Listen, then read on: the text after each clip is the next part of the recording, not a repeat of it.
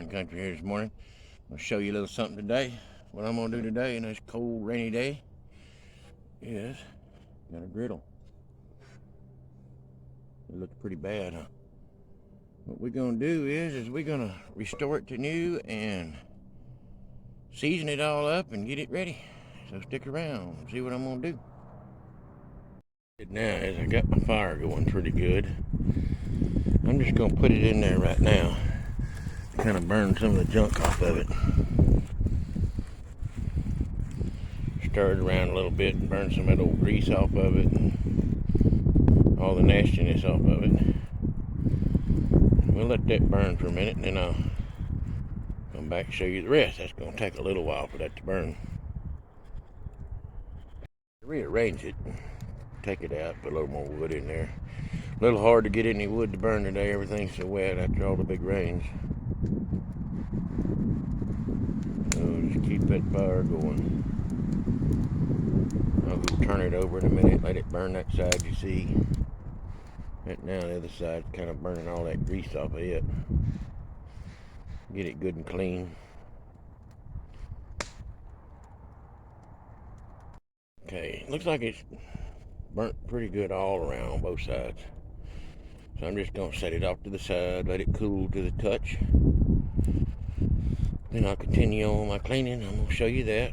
But this one wasn't all that bad off. But some of them gets really caked up with grease and oil and it's pretty nasty. You may have to leave them in a lot longer because you want to burn some of that stuff. It gets caked on. It gets hard on it. It's pretty hard to come off. So you may have to burn some of them a little longer. The object is to burn that stuff, get it ignited and soften it up where it'll come off. So it all depends on what yours looks like. So stick around here. We ain't done yet. Well, while I'm waiting on this to cool, and then I'm going to go in and clean. Don't feel like being out in the cold in the water and everything, getting wet outside, so I'll take it inside and wash it off and clean it. Just kind of laid out some wood to dry. And you see in that fire just some old building materials and stuff. Well, it's okay for burning it, but when you start seasoning it, you want to use some good hickory wood or some oak wood. You want to use something that's going to be good cooking wood. Building materials, all building materials have some kind of chemicals in them. Pressure treated stuff has got chemicals in it. Stud lumber for a house, it's either green or the pink 2x4s or whatever. They all have some kind of chemicals in it. And even pine. You may not want to use any kind of pine. Because pine does smoke.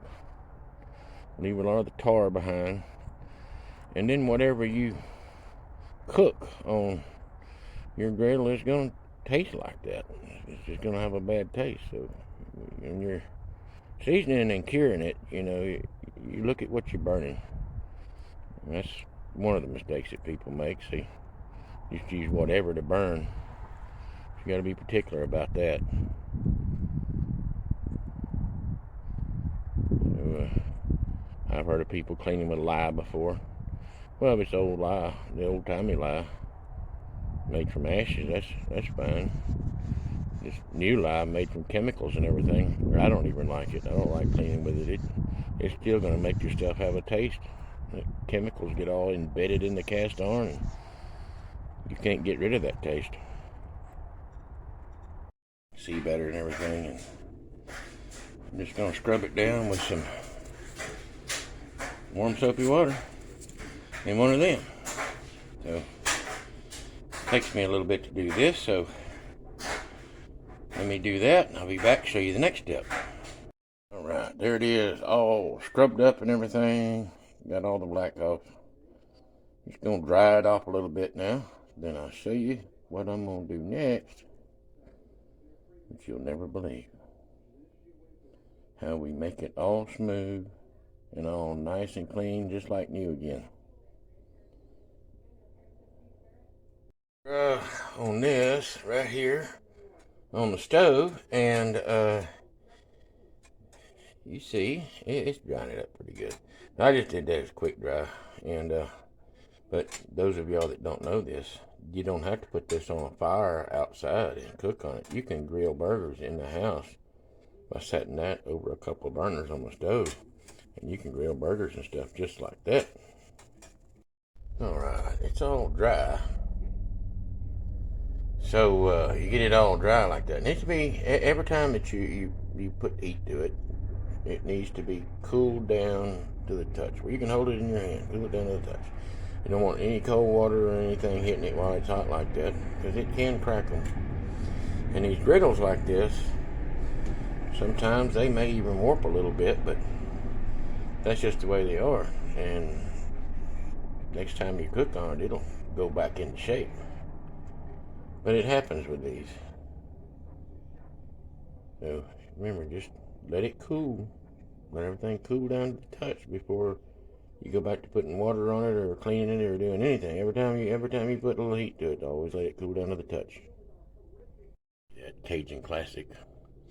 Now I found this one in an old trailer that I got to demo. You know, if you buy one of these new from Cajun Classic, you don't have to do all its cleaning. You can season it, or you can even buy them from them already seasoned. So you don't have to do all the cleaning. You just move on to the seasoning part that I'm going to show you. But what I do next, so I can get all of this rust cleaned off, get everything cleaned up, make it look like new again, is just using some regular old 100% pure corn oil and salt.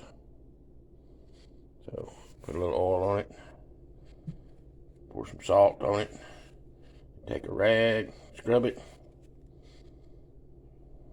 and let me get set up here. I'll show you a little bit of that.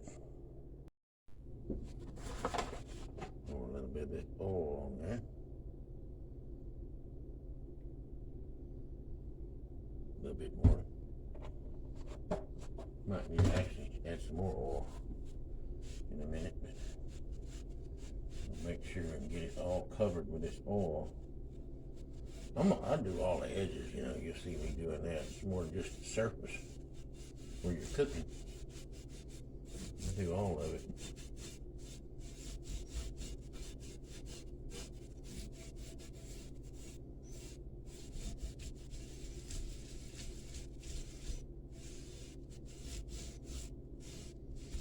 You'll see me, I'm gonna do both sides.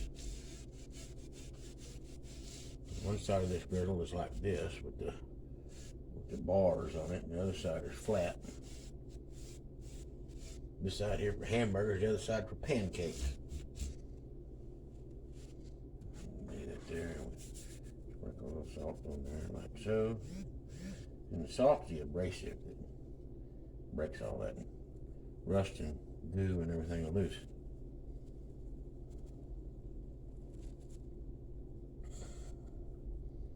Just cover it real good with salt.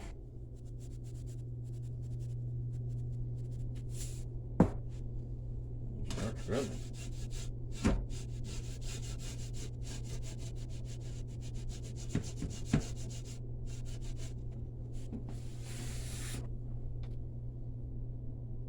Okay, that's that side. But if you get some little hard spots in there that's really hard to come off, it's not wanting to break up and all, don't hurt. Take something like a screwdriver or something. I'm using this old pair of scissors just to kind of break some of that glue loose. Not going to hurt anything. Scrape it a little bit and come back, rub it back down with the oil and the salt again. That works fine. All right, let's turn it over. Same thing again. Cooking oil, salt, scrub it. So let me do that. I'll come back to show you what it looks like. All right, both sides are done. This side was a little easier. The side with all the grill on it and everything, it's just a little harder to do. Yeah, but this side's pretty easy. So what I'm gonna do now is I'm just gonna rinse all that off. Then I'll show you the next step. We go all rinsed off and everything. At this time, you don't want to put no heat to it to dry it or anything. Just dry it off with a rag. It's fine because all the water is just going to beat up anyway, and you're just drying it off so there's no moisture trapped in under it. Okay. Now we're going to grease it down, and you need to be greasing this down with pure hog lard. If you've seen some of my other videos, like the wok and a couple others that I did, I used vegetable shortening. Well, vegetable shortening, it worked, but it's not as good. The lard works much better. If you don't have any lard, you can use bacon grease. Today, that's what we're going to use. We're going to use some bacon grease that I've been saving. And we're going to rub it all down. And I'm going to do one side at a time. But, yeah, just remember, the vegetable shortening, they even turn out weird looking. The wok turned out weird looking. It turned out brown looking. It didn't really look right, so I kind of like mine to be black anyway, so let me get this all fixed up here. Then I'm going to show you how I do it with the shortening here. Or, well, not shortening, but the bacon grease. Alright, there's my bacon grease left over from cooking. Not going to throw it away. I'm going to use it. Here, just rub it all on there really good. Like that. And get all the edges. So, do this, cover the whole thing. Alright, there we go. I covered the whole thing now. So, next step is I'm going back out to the fire, so I'll catch up with you outside. Out here at the fire. Remember what I said though, it's the wood, so I got a lot of this wood here that's laid around it and dried. While all these building materials and stuff I put in here was going, getting me some coals.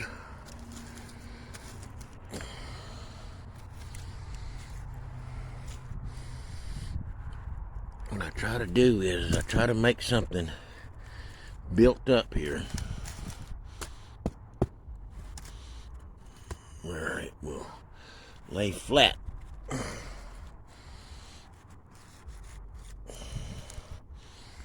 I want it to lay flat and burn. Basically that's what we're doing is we're burning it. So let me get this fire all built up then. I'll be right back. Alright, got the fire going back here with some oak. See, I laid them logs across there where I can lay it down flat. Well, it's not perfectly flat, but it's close enough. So we just let that burn. It'll start smoking bad and everything. Yeah. So let that go a minute, then I'll show you that. Right, that's the best I could do. I actually did have to prop it up a little bit because you want these grills like this, you want them to be, these griddles, you need them to kind of be as level as you can get it, or all your grease will be running to one corner or whatever and catching on fire on you, and it's just not going to come out right. So try to make it as level as you can. The ideal, you know, when you're burning this, what you're doing actually is you're cooking the grease into the steel. So get a good fire going. And kind of what you want. You want a little fire like that. Get a big, huge fire, you're just gonna end up burning the grease off. And it's not gonna do what you want. But get a little fire going like that. What you looking for? There we go. That's what we're looking for. The grease I put on there just starting to smoke a little bit, starting to get hot. You may have to move it around a little bit where the flames will catch it and heat it up, but it takes a little bit for that piece of iron to heat up. So that's what we're looking for right there. Right, I had to take it off the fire and put a little more bacon grease on it. Had a few spots that was drying out too fast. You see it's puddling in the corners, and I'll rock it around a little bit and make all that go back to the middle here as it's burning. So you stay with it, you can make it look as nice as you want it to look. So that's about what you're looking for. Now I'm going to pull it out of the fire, let it kind of cool down just a little bit, then I'm going to rub down the other side with some bacon grease, and we'll do the other side. Got it all greased up, got the other side in there. And this side's going to be a little different because you got all them little grooves in there. It's going to be getting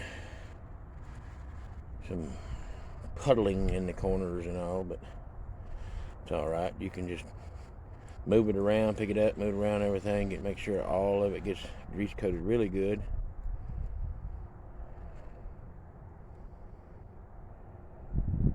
And it'll come out. You just stay with these things and you can make them look good. Okay, almost got that side like I want it. So that's how you do it. And then from this point on, you never use soapy water again. Every time you want to clean it, you clean it up with a green pad and water. You know, you may not even have to use a green pad, but the object is to leave your grease coating on there, and it won't rust. Stuff will not stick to it. You know, if you do have a place where something sticks to it, that's where you'd want to use your little green pad, scrub it. But that's about it. This is pretty easy stuff, and hope this helps somebody. And Cajun Classic there, I'll put a little link to Cajun Classic down in the description, and you can go look them up and check them out. You can see all the stuff that they have. So, guess that's it. I'll see y'all next time.